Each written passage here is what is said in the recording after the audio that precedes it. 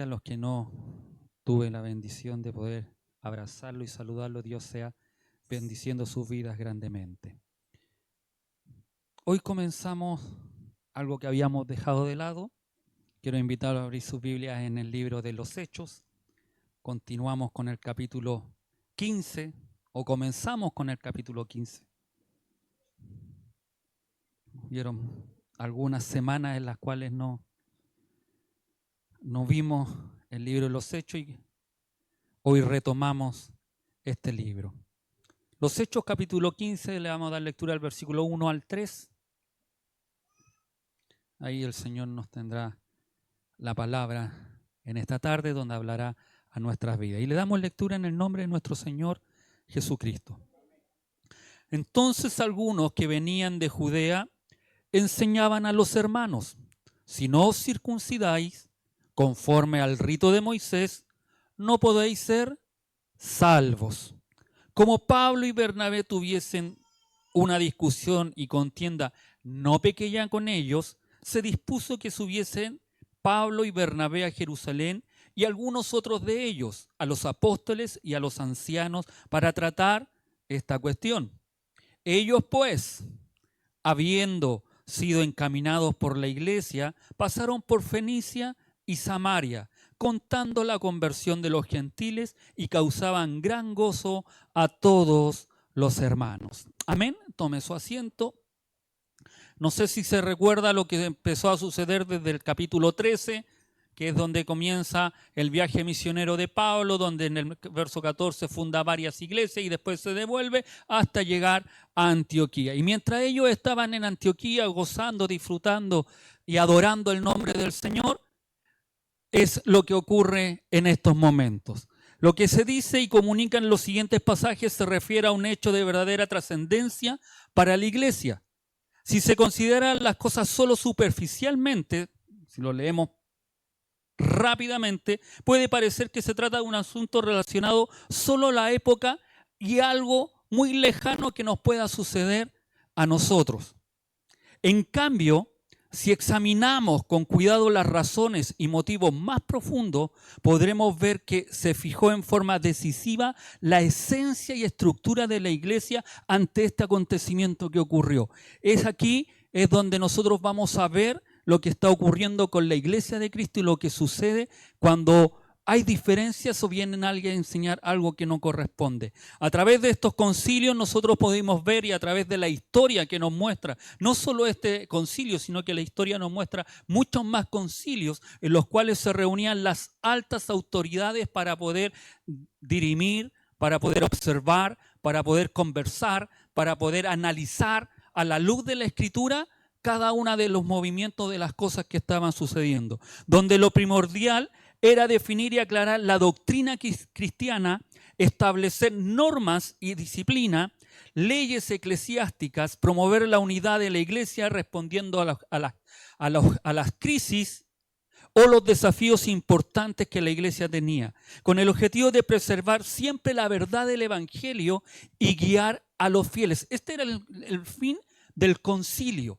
Esto era lo que ellos querían hacer, es decir, cada vez que se reunía un concilio era para poder hacerlo lo más veraz posible para poder guiar a cada uno de los hermanos. Por eso digo que los concilios son buenos, son necesarios y son importantes. Cosa que lamentablemente hoy se ha perdido. Se está más preocupado sobre el uso del pantalón por las mujeres en un culto, por si se puede participar políticamente o no, el uso de la corbata en los varones. Y cuando no se trae, es que incluso uno hace broma o chiste, dice que uno dejó la unción de lado, porque a veces se está más preocupado de cosas que son no tan importantes como que las realmente trascendentales.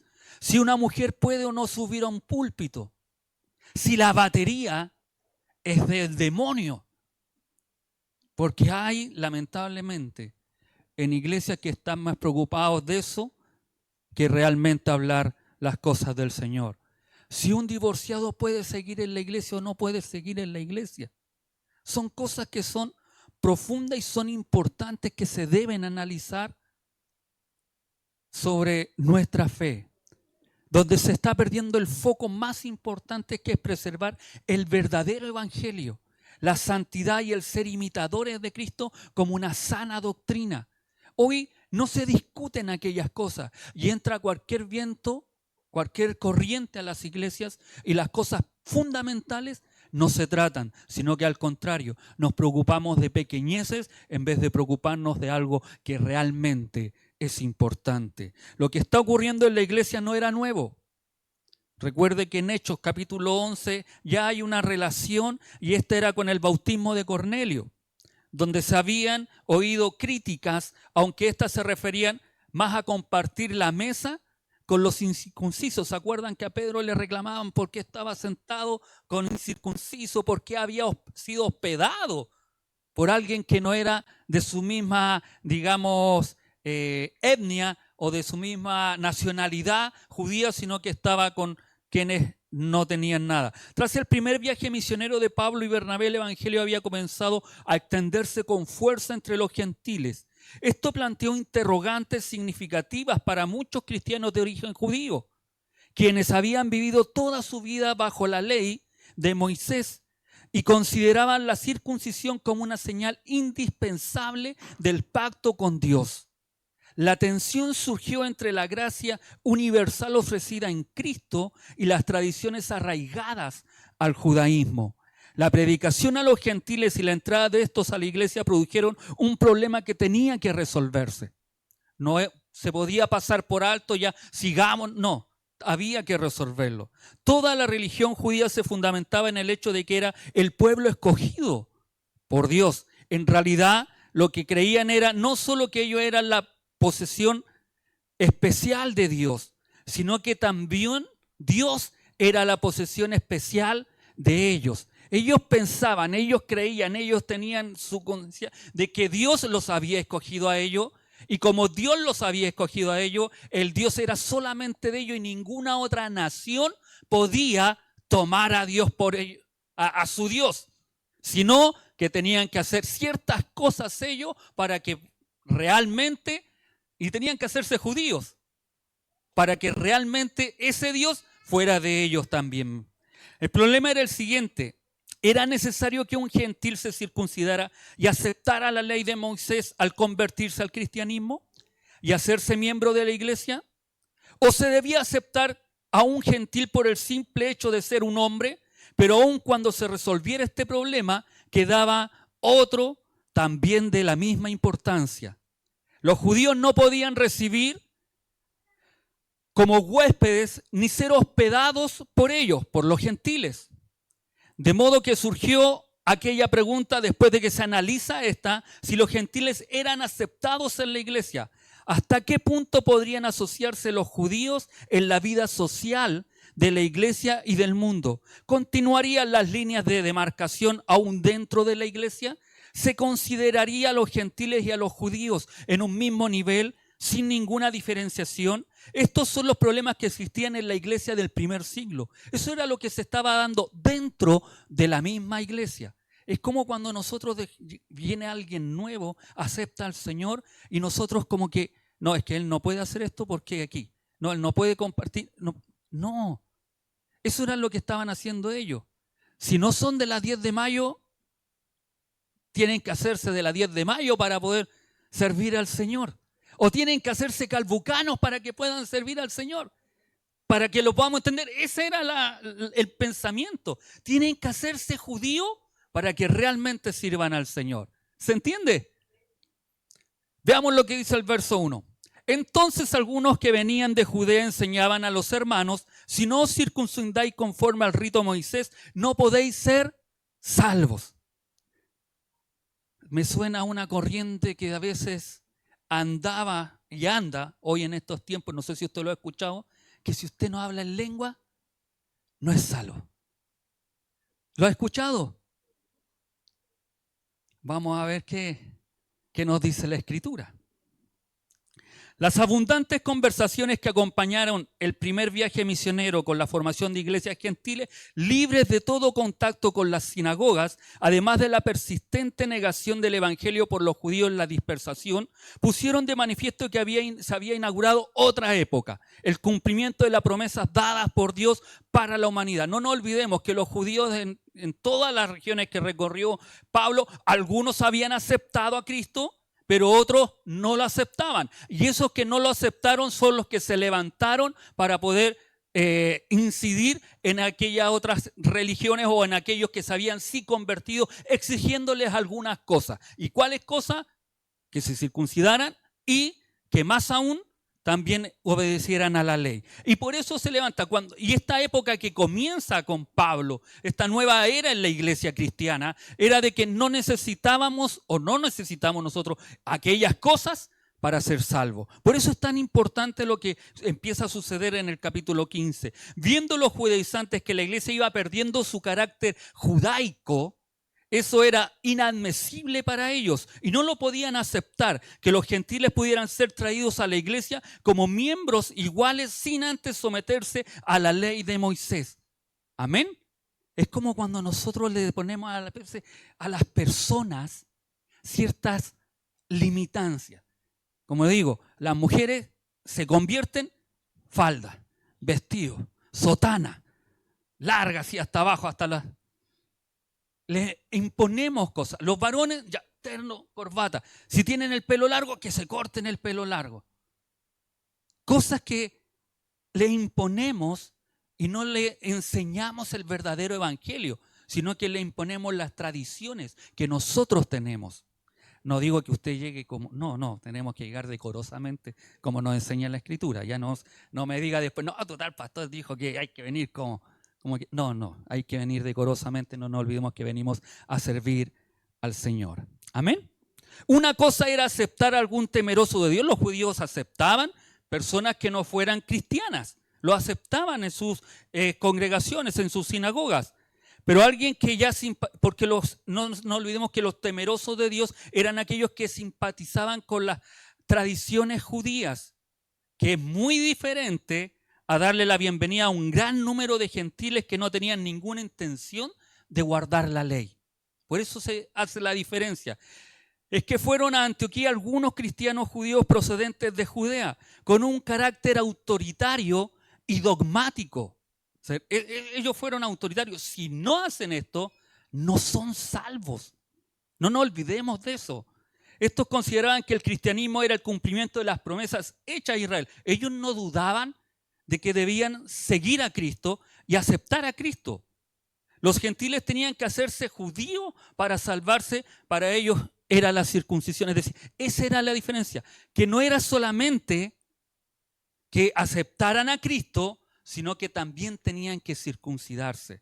Estos tenían un enfoque del cristianismo muy estrecho, que ellos, siendo personalmente estrictos, observantes de la ley, pretendían que los gentiles se hicieran judíos antes de ser cristianos. Y les decían, no podéis ser salvos. Este no era un problema secundario, tenía que ver con la salvación misma. Como uno se hace justo delante de Dios, esta no era una cuestión donde pudiera haber desacuerdo entre creyentes, con algunos creyendo que debían estar bajo la ley y algunos creyendo que no era importante. Este era un problema que iba hasta el núcleo del cristianismo y tenía que tener un resultado. Había que conversarlo, había que dirimirlo, había que llevarlo a un consenso, había que tener una pura postura. Amén. Eso era lo que estaba ocurriendo. Unos decían, sí, se necesita a Cristo, pero también se necesita hacer otra cosa más. Y otros, los gentiles, junto con Pablo y la iglesia de Antioquía, decían, no es necesaria la circuncisión, no es necesaria la ley, la respetamos, pero no es necesaria. Lo que nosotros debemos hacer es seguir a Cristo y obedecer a lo que Cristo nos llama. Amén. Su mensaje era claro y directo. La salvación para los gentiles estaba condicionada a la circuncisión, tal como lo prescribía la ley mosaica. Implícitamente esto significaba que la fe en Jesucristo por sí sola no era suficiente. Ojo, oreja y cuidado, porque esto hoy día también está ocurriendo. Para ellos, para los judíos de esa época, para los que generan este conflicto en la iglesia de Antioquía, en Hechos 15:1, la salvación de sus vidas no era suficiente Jesucristo. Para la salvación de los no judíos debían primero, en cierto sentido, convertirse en judíos. Esto era tan importante en ese tiempo como lo es hoy, ya que la falsa doctrina de la justificación por obra ha llevado a muchos a perderse. Religiones buscando acercarse a Dios a través de obras, personas y aún nosotros a veces cristianos pensando que las obras son más importantes que el amor y la obediencia a Dios. Y ahí hay que tener un cuidado. Ahí nosotros debemos hacer aquella separación, porque no hay nada más importante que Cristo. No hay nada más importante para la salvación que es aceptar a Jesucristo como Señor y Salvador de nuestras vidas. Las obras son importantes, pero no nos salvan. Amén. Usted hace buenas obras, yo hago buenas obras, hacemos buenas obras por amor a Dios, no para que nos salven. ¿Ya? Eso debemos tenerlo nosotros bastante claro, porque las obras nunca nos van a salvar. Ah, pastor, esto no, entonces no me... No. ¿Usted va a entregar esto? No. Usted tiene que hacerlo por amor. La motivación nunca, nuestra motivación de hacer algo nunca debe ser con el objetivo de querer conseguir la salvación. Porque la salvación es un regalo. Es algo que Dios nos dio gratuitamente. No podemos pagar, no podemos hacer aquellas cosas. Debemos estar claros en nuestra vida la importancia de confiar en la obra redentora de Cristo y no en nuestras propias obras. En lugar de tratar de ganar nuestra salvación a través de la obediencia a la ley, debemos poner nuestra fe en el sacrificio de Jesús en la cruz y depender completamente de su gracia. Él ya cumplió con todo lo necesario para nuestra salvación. Si hay algo que Dios hizo, Él ya lo realizó por nuestra salvación. La salvación no se encuentra en las tradiciones o en las obras, sino en el amor inmenso y la gracia desbordante de Cristo en el madero de la cruz. Este nos invita a no vivir de las expectativas humanas y a abrazar las... Esperemos un poquito.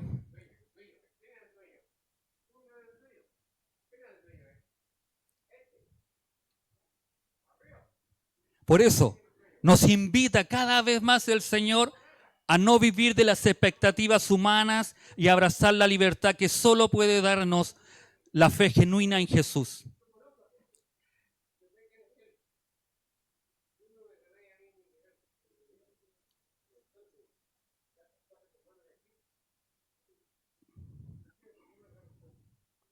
Vecino, le invito a guardar silencio por respeto a las personas que están. ¿Ya? Le invito a guardar silencio y estar en silencio. Usted, ¿ya? Para que las demás personas puedan oír el mensaje.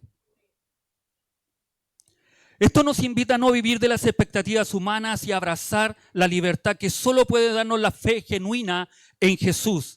En un mundo que a menudo busca validar a las personas a través de lo que hacemos, de lo que usted y yo realizamos, de las obras que podemos hacer, encontramos en la verdad del Evangelio la preciosa certeza de que solamente es suficiente el amor de Cristo en nuestras vidas. No hay nada más, solo Cristo, para que usted y yo seamos salvos. No hay ninguna otra cosa que usted y yo podamos hacer más que Cristo ya la hizo en el madero de la cruz. Por eso en el verso 2 dice, como Pablo y Bernabé tuviesen una discusión y una contienda no pequeña con ellos, quiero que pensemos un poco.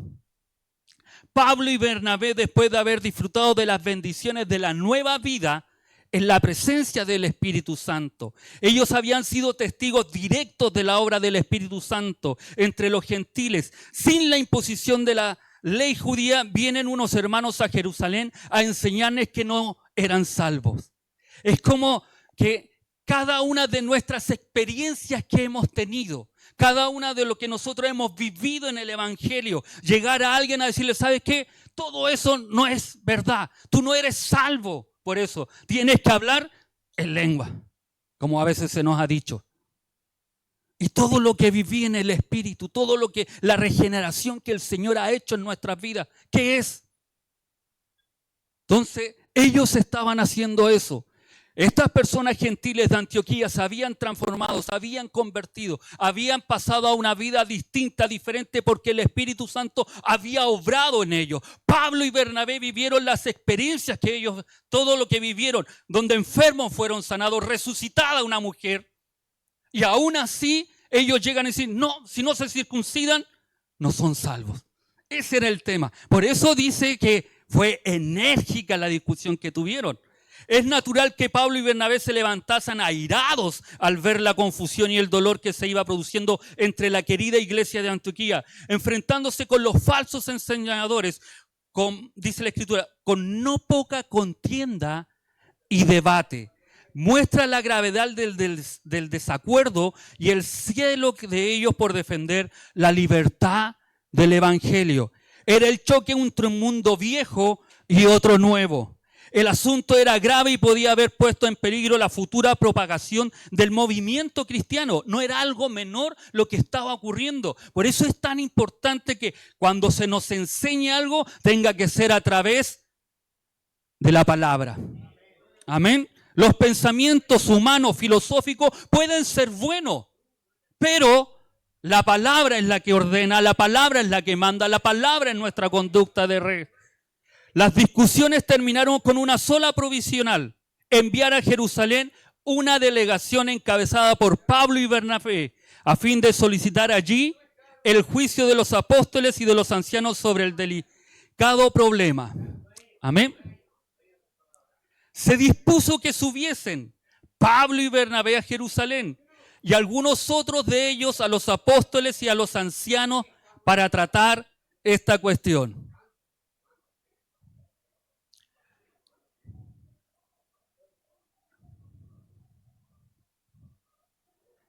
Visto cómo se pusieron las cosas en Antioquía, se determinó enviar una comisión a la iglesia de Jerusalén. El problema había que solucionarlo y este debía ser de las autoridades supremas. No solo pensaban en el bienestar interno de la iglesia de Antioquía, sino en el bien de toda la iglesia, cuya unidad doctrinal y práctica se veía amenazada por las maquinaciones de los judaizantes.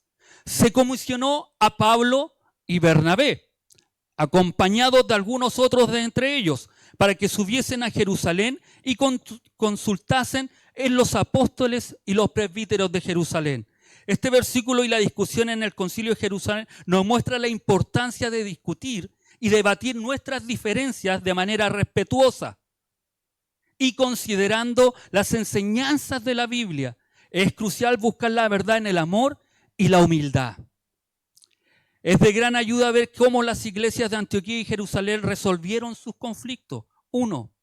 Enviaron una delegación para ayudar a buscar una solución. 2. Se reunieron con líderes de la iglesia para dar sus informes y fijar otra fecha para continuar la discusión. 3. Pedro, Pablo y Bernabé dieron su informe. 4. Jacobo resumió los informes y tomó una decisión. 5. Todos apoyaron la decisión. 6. El concilio envió a los delegados una carta a Antioquía a fin de informar aquella decisión. ¿Sabe lo que nos da a entender estos 6 pasos que ellos hicieron? Que cuando se hacen las cosas bien, ordenadas, todos tienen que apoyar. Independiente si su postura o su postura no fue aceptada, todos remamos para el mismo lado. Eso fue lo que hizo aquella iglesia. Se reunieron, conversaron, dijeron, salieron los que aún, no, es que hay que circuncidarse, hay que estar bajo la ley. Estuvieron en Jerusalén algunos de esos, pero cuando se toma el acuerdo, y Jacobo, me adelanto, estoy expoliando lo que viene más adelante, cuando se toma un acuerdo, todos lo aceptan. Y eso hace que una iglesia se una, sea partícipe. Eso hace que la iglesia esté en un mismo norte, pensando hacer las mismas cosas, realizar los mismos hechos. Y eso es lo que nosotros debemos también realizar y hacer. No es malo conversar las cosas que están mal, pero debemos hacerlo con el respeto que se corresponde. Amén. Y con el fin de querer siempre lo mejor y hacer la obra de Cristo. Amén. Esta es una forma sabia de resolver conflictos en la iglesia. Los problemas deben encararse, dándose a conocer los diferentes aspectos del argumento. La discusión deben llevarla a cabo líderes espirituales maduros y dignos de confianza para tomar decisiones sabias. Todos debieran luego apoyar aquellas decisiones. Puede que no le guste, pero si los líderes lo conversaron y dijeron, vamos a hacer esto, amén, ahí estamos. Y es maravilloso como cuando iglesia hacemos eventos, hacemos cosas, toda la iglesia está apoyando. No solo un cuerpo o alguien determinado, sino que toda la iglesia apoya dicho evento. Amén. Este pasaje nos muestra que es importante traer los conflictos de manera transparente y humilde, reconociendo que no siempre tendremos todas las respuestas y que a veces necesitamos la sabiduría de otros creyentes para ayudarnos a discernir la voluntad de Dios. No siempre lo sabemos todo. Somos seres humanos, fallamos y nos equivocamos. El único que es perfecto y que sabe todas las cosas es Dios. Amén. Como cristianos es natural que surjan desacuerdos y conflictos, incluso entre los líderes de la iglesia. Sin embargo, es crucial que los manejemos con humildad y sabiduría, buscando siempre la verdad y la voluntad de Dios. Cuando surjan desacuerdos en nuestras vidas, es importante que no simplemente ignorarlos o tratar de resolverlos por nuestra cuenta, sino buscar la ayuda de otros creyentes maduros y líderes de la iglesia. Juntos podemos discernir la voluntad de Dios y trabajar hacia una solución amistosa. Cuando nos unimos en amor y buscamos la guía de Dios juntos, transformamos los conflictos en oportunidades para fortalecer nuestra fe y unidad. Recordemos que cada discusión puede ser una elección en el camino hacia el entendimiento y la paz entre nuestros hermanos en Cristo. Verso 3 dice, ellos pues, habiendo sido encaminados por la iglesia, pasaron por Fenicia y Samaria, contando la conversión de los gentiles, y causaba gran gozo a todos los hermanos. La iglesia de Antioquía envía y encamina a la delegación. Estos en el camino cuentan lo sucedido en el viaje misionero y cómo se convertían los gentiles al cristianismo, cómo se manifestaba la obra del Espíritu Santo en esos nuevos convertidos. Debemos rescatar y reflexionar lo que sucede y lo que ocurre con estos hombres que son enviados cuando empiezan a profundizar en lo que estos nuevos convertidos habían hecho. Ya que convertirse es un proceso fundamental en la vida de todo cristiano. Una persona que no se convierte y que dice ser cristiana, difícilmente uno pueda creerle. La conversión es el momento en que usted y yo reconocemos nuestra necesidad de Dios y decidimos seguir a Cristo.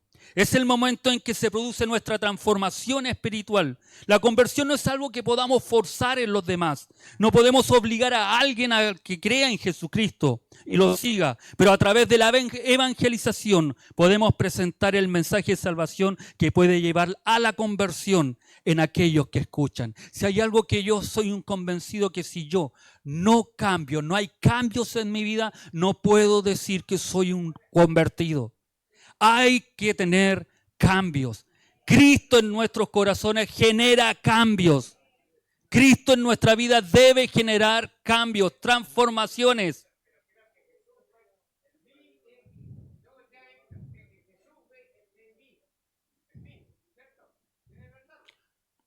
Y tiene que estar en usted, vecino Jesús. Tiene que estar en usted, po. Y en eso cuando Jesús está en nuestros corazones, eso genera cambios.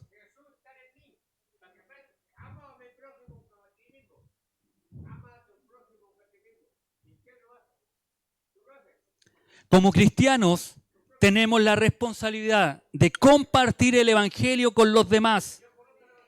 Y a veces puede ser difícil y hasta incómodo hablarle a las personas sobre nuestra fe en Jesucristo. Vecino, guarde silencio, por favor. Sí, po, igual que usted. Sí, po.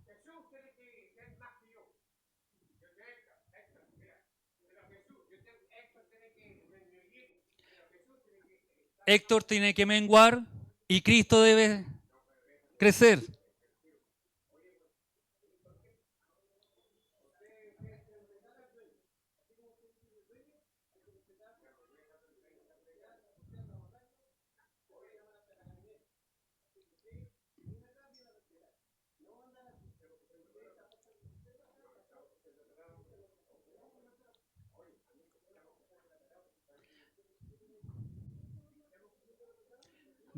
Déjenlo, déjenlo.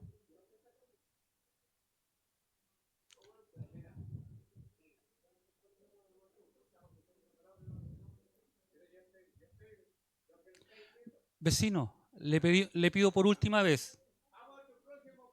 Vecino, le pido que guarde silencio.